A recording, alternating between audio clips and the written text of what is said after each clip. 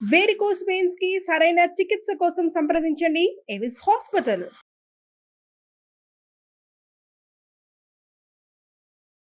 నమస్కారం వంశీ గారు. నమస్తే మేడం. సో ఎక్కువగా మనం చూస్తూ ఉంటాం పిల్లలలో సరిగ్గా ఒక దగ్గర కూర్చొని ఒక 25 మినిట్స్ కాన్స్టెంట్ గా చదివిన వాళ్ళు స్టూడెంట్స్ చాలా తక్కువ మంది అని చెప్పొచ్చు. కరెక్ట్.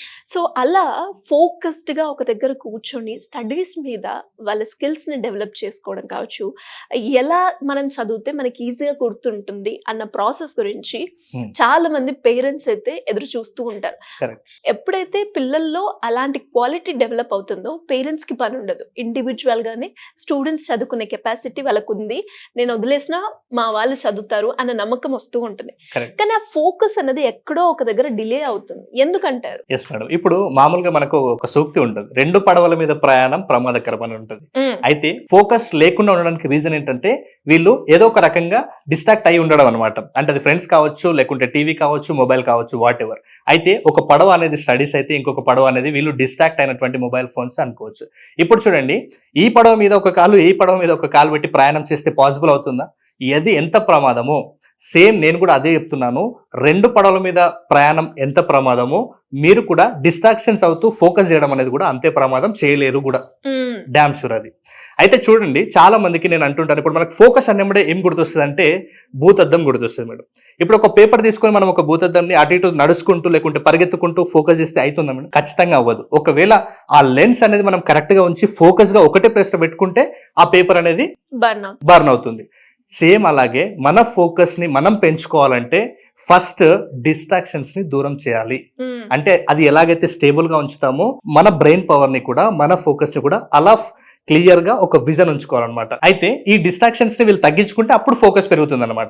అయితే ఈ డిస్ట్రాక్షన్ కి సంబంధించి ఒక చిన్న స్టోరీ చెప్తాను మేడం. ఒక ఫ్యామిలీ ఏం చేసిందంటే ఒకసారి మార్కెట్ కి వెళ్ళి ఒక చిన్న కుక్క పిల్లని తెచ్చుకున్నారనమాట. అయితే చిన్న కుక్క పిల్లని తెచ్చుకొని ఇంటికి తెచ్చుకున్న తర్వాత ఆ నెక్స్ట్ డే ఆ యజమాని ఏం చేసిందంటే ఆ కుక్క పిల్లని తీసుకొని బయటికి జస్ట్ అలా 10 మినిట్స్ వాకింగ్ కి తీసుకుని వెళ్ళాడు. అయితే ఆ వాకింగ్ కి తీసుకుని ఇంటికి వచ్చిన తర్వాత చిన్న కుక్క పిల్ల చాలా ఆయాసపడుతూ నీరసంగా, అసలు ఎనర్జీ లేకుండా పడిపోయింది అనమాట. అంటే కంప్లీట్ గా నీరసంగా ఇలా కూర్చుండిపోయింది. అప్పుడు ఆ యజమాని భార్య ఏమని అడుగుతుందంటే, ఏమండి మీతో పాటు ఈ చిన్న కుక్క పిల్ల తీసుకుని వెళ్ళారు కదా, అయితే మీరేమో నార్మల్ గా ఉన్నారు, కానీ ఎందుకు ఆ కుక్క పిల్ల అంత నీరసంగా అయిపోయింది, తనకు ఎందుకు అంత ఆయాసపడుతుంది అని అడుగుతారు అనమాట. అప్పుడు ఆ యజమాని ఏం చెప్తారంటే, ఈ చిన్న కుక్క పిల్లకి కొన్ని హ్యాబిట్స్ ఉంటాయి. ఏంటంటే తనలాంటి కుక్క పిల్లలు కనిపిస్తే వాటి దగ్గరికి పరిగెత్తుతుంది, మళ్ళీ నా దగ్గరికి వస్తుంది. లేదనుకుంటే ఇంకెవరైనా జనాలు కనిపిస్తున్నారు అనుకోండి, వాళ్ళ దగ్గరికి వెళ్తుంది, మళ్ళీ నా దగ్గరికి వస్తుంది. ఇంకా కొంచెం దూరం వెళ్ళిన తర్వాత వాటికి ఏమైనా చిన్న చిన్న ఫుడ్ లేకుంటే బిస్కెట్స్, చాక్లెట్స్ అట్లాంటివి ఏమైనా కనిపిస్తే, లేకుంటే రైస్ ఐటమ్స్ కనిపిస్తే మళ్ళీ వాటి దగ్గరికి వెళ్ళింది, మళ్ళీ నా దగ్గరికి వచ్చింది. అంటే ఆ చిన్న కుక్క పిల్లకు ఉన్నటువంటి ఆ అలవాట్ల వల్ల అది అనేక రకమైన, అంటే ఒకటే గోల్ మీద ఫోకస్ చేయకుండా చాలా రకాల పనులను చేసింది.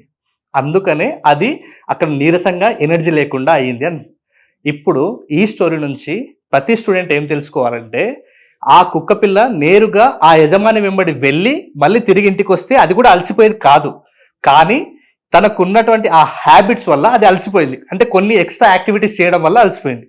మీరు కూడా మొబైల్ అని, ఫ్రెండ్స్ అని, టీవీస్ అని, గేమ్స్ అని ఇలా ఎక్కువ టైం, అవుట్డోర్ అయితే ఏం కాదు, indoor games, mobile games, so ఇలాంటి గేమ్స్ ఎక్కువగా మీరు మీ ఎనర్జీని అక్కడ పెట్టారు. తీరా ఆ అలవాట్లన్నీ, ఆ మొబైల్ చూడడం, టీవీ చూడడం, ఫ్రెండ్స్ దగ్గర మాట్లాడడం, ఇదంతా అయిపోయిన తర్వాత మీరు మీ స్టడీస్ మీద ఫోకస్ చేయడానికి వచ్చినప్పుడు మీ ఎనర్జీని కోల్పోయి కూర్చుంటున్నారు. అంటే చాలా మందికి ఇది ఒక గుణపాఠం అనమాట. అంటే మనం చేయాల్సిన పనులు మన టార్గెట్ కరెక్ట్ గా చేస్తే మన ఫోకస్ వస్తుంది. లేదు మనం అనవసరమైన పనులు చేసినప్పుడు ఎనర్జీ కోల్పోతాం, నీరసంగా అయిపోతున్నాం. అందుకనే చాలా మంది విద్యార్థులని డిస్ట్రాక్షన్స్ కి దూరంగా ఉండనని ప్రతి వీడియోలో చెప్పేది కూడా. కాబట్టి ఇప్పటికైనా చాలా మంది, అంటే ఆ కుక్క ఎలాగైతే ఆయాసపడిందో మీరు కూడా అనవసరంగా మీ ఎనర్జీని కోల్పోతున్నారు. కాబట్టి ఇప్పటి నుంచైనా ఆ డిస్ట్రాక్షన్స్ కి దూరంగా ఉండి ఫోకస్ ని పెంచుకోండి. సో ఫోకస్ పెంచడానికి బెస్ట్ టెక్నిక్స్ మేడం ఇప్పుడు నేను చెప్పబోతున్నాను. ఫస్ట్ ఏంటంటే, ఈ ఫోకస్ టెక్నిక్స్ చేయడానికి ఒక 2 days టైం పడుతుంది. ఎలా అంటే, ఫస్ట్ డే ఏం చేయండి అంటే, మీరు ఒక చిన్న పేపర్, వైట్ పేపర్ తీసుకోండి. వైట్ పేపర్ తీసుకొని ప్రతి గంట మీరు ఏం చేశారనేది ఆ రోజు నైట్, అంటే మీరు పడుకునే ముందు రాయండి.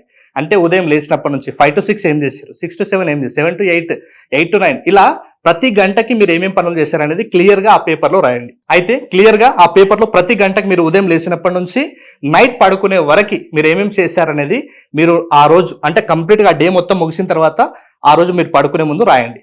అలా రాసిన తర్వాత నెక్స్ట్ ఏం చేయండి అంటే ఫస్ట్ మీకు ఎక్కువ సమయం ఎక్కువ ఎనర్జీ ఏ సమయంలో ఖర్చు చేశారు, ఎందుకోసం ఖర్చు చేశారు అనేది ఫైండ్ అవుట్ చేయండి. అంటే అవసరమైన పని చేశారా లేకుంటే అనవసరమైన పని కోసం చేశారా? ఒకవేళ అవసరమైన పని కోసమే ఎక్కువ ఎనర్జీని ఎక్కువ టైంని మీరు వాడుకున్నట్లయితే ఓకే.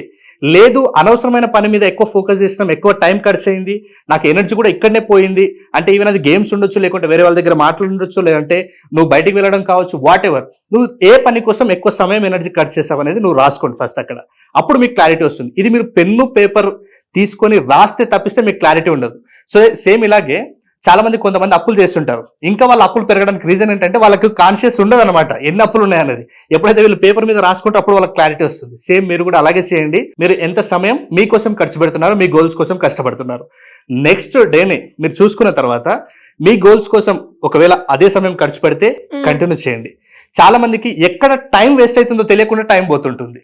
కాబట్టి ఒకవేళ మీకు వెంటనే అక్కడ అవేర్నెస్ వస్తే ఓకే, నేను మొబైల్ చూడడంలో ఎక్కువ సమయం పోతుంది, నేను ఫ్రెండ్స్తో చాట్ చేయడంలో ఎక్కువ సమయం పోతుంది అంటే ఇవి నీ గోల్ కోసం పనిచేస్తాయా ఒకసారి ఆలోచన చేసుకోండి. లేదు అంటే వెంటనే వాటిని అవాయిడ్ చేసి మీ గోల్స్ కోసం ఏం చేయాలో అప్పటి నుంచి కొత్త ప్లాన్ వేసుకోండి. అప్పుడు ఆ రోజు నైట్ నుంచి నెక్స్ట్ డే నైట్ నుంచి టు డూ లిస్ట్ ప్రిపేర్ చేసుకోండి. అంటే ఎంత టైం వేస్ట్ చేస్తున్నా మీకు క్లారిటీ వచ్చింది కాబట్టి ఏ పనులు చేయాలనేది క్లారిటీకి వస్తుంది. So it's a very very powerful technique. కాబట్టి ప్రతి ఒక్కరు కూడా ఇంప్లిమెంట్ చేయండి. మీ టైం ఎక్కడ పోతుంది అనేది క్లారిటీ వస్తుంది. నెక్స్ట్ వచ్చేసి క్లాస్ రూమ్ లో కూడా ఫోకస్ పెంచుకోవచ్చు మేడం. అంటే ఇది ఇంటి దగ్గర ఉండి చేయొచ్చు. క్లాస్ రూమ్ లో ఎలా ఫోకస్ పెంచుకోవచ్చు అంటే ఈవెన్ ఇప్పుడు ఒక 45 మినిట్స్ తర్వాత ఇంకో నెక్స్ట్ సబ్జెక్ట్ టీచర్ వచ్చే వరకు అక్కడ గ్యాప్ ఉంటుంది. ఆ గ్యాప్ లో చాలా మంది వేరే వాళ్ళ దగ్గర మాట్లాడడం, లేకుంటే నవ్వడం, జోక్స్ వేసుకోవడం ఇలాంటివి చేస్తుంటారు. కానీ ఫోకస్ పెంచుకోవడానికి అది బెస్ట్ టైం అనమాట అక్కడ ఆ టైం. సో ఎప్పుడైతే ఆ 45 మినిట్స్ జరిగిందో మీరు ఆ మేడం బయటికి వెళ్ళేటప్పుడు జస్ట్ మీరు కళ్ళు మూసుకొని ఆ 45 మినిట్స్ లో ఏం జరిగింది అనేది ఒకవేళ మీరు క్లారిటీ తెచ్చుకున్నట్లయితే ఆ సబ్జెక్ట్ పరంగా మీకు షార్ట్ టర్మ్ మెమో నుంచి లాంగ్ టర్మ్ మెమోలోకి షిఫ్ట్ అవుతుంది. సో నెక్స్ట్ వచ్చేసి ఇంకా మనకు చాలా లీజర్ పీరియడ్స్ కానీ లేకుంటే బ్రేక్ టైమ్స్ చాలా ఉంటాయి. అలాంటి టైంలో కూడా దాని ముందు జరిగినట్టు సబ్జెక్ట్ని కూడా ఇలా మీరు రీకాల్ చేసుకుంటే ఫోకస్ బాగా పెరుగుతుంది. ఇంకా పవర్ఫుల్ టెక్నిక్ ఏంటంటే మనం కంప్లీట్గా పడుకునే ముందు ఒకసారి ఆ డేలో ఏం జరిగింది అనేది ఒకసారి మొత్తం రీకాల్ చేసుకునే ప్రయత్నం చేయండి. This is a very very powerful technique. చూడడానికి చిన్నగా ఉంటుంది కానీ ఎఫెక్ట్ మాత్రం చాలా ఉంటుంది. అప్పుడు రెగ్యులర్గా మీరు ఇది ప్రాక్టీస్ చేసినట్లయితే ఆటోమేటిక్గా ఒకటి మీ టైం వేస్ట్ కాదు. నెక్స్ట్ వచ్చేసి ఆటోమేటిక్గా చిన్న చిన్న పనులు చేయడం ద్వారానే ఫోకస్ని పెంచుకుంటారు.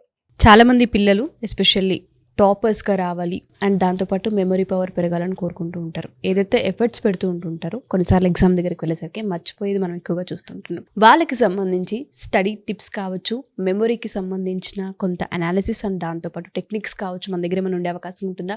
ఫర్దర్గా క్లాసెస్ ఏమైనా ఉన్నాయా? Yes madam. నెక్స్ట్ వచ్చేసి మనం ప్రతి సండే కూడా టాపర్ స్టడీ సీక్రెట్స్ అని ఒక కంప్లీట్ స్టడీ బ్లూ ప్రింట్ని ఇవ్వబోతున్నాం మేడం. ఇది కంప్లీట్గా 3 hours వర్క్షాప్ అనమాట. ఇది ప్రతి సండే 10 o'clock నుంచి 1 PM వరకు ఉంటుంది. అంటే మార్నింగ్ 10 నుంచి 1 PM వరకు ఉంటుంది. సో ఈ క్లాస్కి ఎవరైనా అటెండ్ అవ్వచ్చు. చాలా మంది స్టూడెంట్స్కి ఎలా చదవాలో క్లారిటీ ఉండదు, ఎలా రివిజన్ చేసుకోవాలో క్లారిటీ ఉండదు, ఎగ్జామ్ హాల్లోకి వెళ్ళినప్పుడే ఒక టెన్షన్కి గురవుతుంటారు. సో ఇలాంటి అందరి కోసమే అంటే చాలా ఈజీ వేలో అందరూ ఇలాంటి టెక్నిక్స్ నేర్చుకొని అందరూ సక్సెస్ఫుల్గా మార్క్స్ తీసుకొచ్చుకోవాలని ఈ study secrets, topper study secrets అనేది వర్క్షాప్ని డిజైన్ చేయడం జరిగింది. ఇది 3 hours ఉంటుంది madam. Okay, every Sunday 10 to 1 PM వరకు. 10 to 1 PM. దీని కాస్ట్ వచ్చేసి అందరికీ రీజనబుల్గా ఉండాలనేసి జస్ట్ 199 రూపీస్ మాత్రమే. 199 రూపీస్ మాత్రమే. సో ఎవరైనా సరే అప్రోచ్ అవ్వచ్చు. అంటే స్టడీస్కి సంబంధించి ఏదైనా ఈ క్లాసెస్ వరకు మాత్రమే అన్న బౌండరీ ఏమైనా ఉందా? ఎవరైనా సరే అటెండ్ అవ్వచ్చు. ఎవరైనా అటెండ్ అవ్వచ్చు. ఎందుకంటే నేను ఈ వర్క్షాప్ డిజైన్ చేయడానికి ముఖ్య ఉద్దేశం వచ్చేసి అందరూ చదవండి చదవండి అని అంటుంటారు, కానీ ఎలా చదవాలనే విషయాలు తెలియక చాలా మంది స్టూడెంట్స్ ఆగిపోయారు. సో ఎలా చదవాలి, ఎలా గుర్తు తెచ్చుకోవాలనే విషయాల పట్ల వాళ్ళకి క్లారిటీ ఇచ్చి ఎగ్జామ్స్ వాళ్ళని కూడా ఈవెన్ వాళ్ళు ఎలా ఉన్నా సరే వాళ్ళని కూడా ఒక టాపర్స్ చేయాలంటే జస్ట్ ఫాలో అవ్వాల్సింది కొన్ని సీక్రెట్స్ ఉంటాయి. ఆ సీక్రెట్స్ తోటి నేను 3 hours వర్క్షాప్ని డిజైన్ చేశాను అనమాట. డెఫినెట్గా. సో ఎవరైనా సరే ఈ వీడియో కనుక చూస్తూ ఉంటే అటు పేరెంట్స్ అయినా సరే పిల్లలైనా సరే ఒకవేళ మీ పిల్లల్ని కూడా ఈ క్లాసెస్లో ఈ వర్క్షాప్లో జాయిన్ చేయించాలి అనుకుంటే ఎవ్రీ సండే 10 to 1 అంటే 3 hours సెషన్స్ తీసుకోవడం జరుగుతూ ఉంటుంది. చాలా పెద్ద ఇంపాక్ట్ని క్రియేట్ చేసే అవకాశం ఉంటూ ఉంటుంది. ఇంతకుముందు ఫీడ్బ్యాక్స్ మీరు చూసినా మీకు ఒక ఐడియా ఉండొచ్చు. సో ఎవరైనా జాయిన్ అవ్వాలి అనుకుంటే, డీటెయిల్స్ తెలుసుకోవాలి అనుకుంటే కింద స్క్రోల్ అవుతున్న కాంటాక్ట్ నెంబర్ని కాంటాక్ట్ చేయొచ్చు. థ్యాంక్ యూ అండి. Thank you so much. Thank you.